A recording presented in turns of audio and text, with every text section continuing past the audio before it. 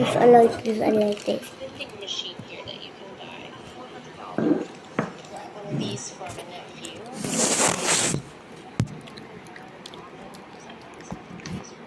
But for Christmas break as a little treat, my favorite movie stuff, and I get the Demon Hunter. Buy this. Nowhere on the outside of the packaging does it say how spicy it is, and now my kids won't eat it.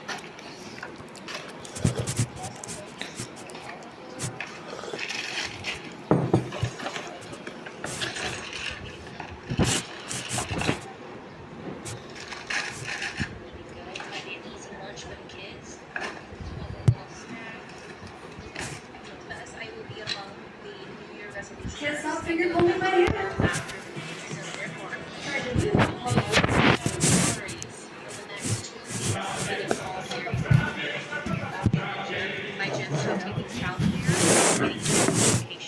Paano ginagawa ang gasolina mula sa pulo?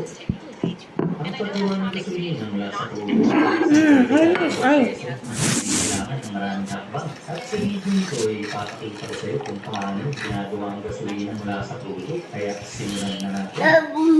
30 seconds! Una na rito ay ang crude oil extraction. Ang crude oil na kukuha mula sa ilalim ng lupa gamit ang mga oil rigs at mga drilling operations. At dahil mabaho, malaki na kailangan mapain sa kailaliman ng lupa para ito ay makuha. At dahil napakaraming nakba ang kinakailangan sa paggawa ng lanis, kaya nangangailangan din ito ng modernong equipment at technology. Sinisimulan ng oil drilling sa pagtatayo ng mga oil rigs na may dalawang klase, ang tinatawag na offshore at onshore rigs, at gumagamit ng mga drill bits para sa pagbukan.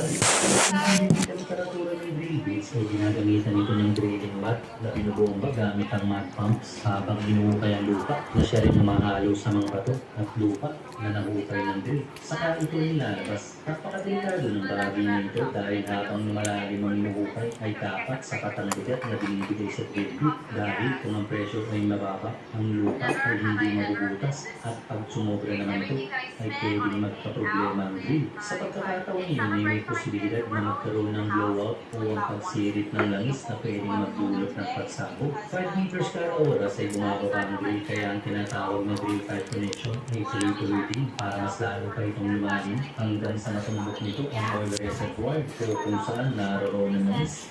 Sunod naman ang extraction. Kapag natumbok ng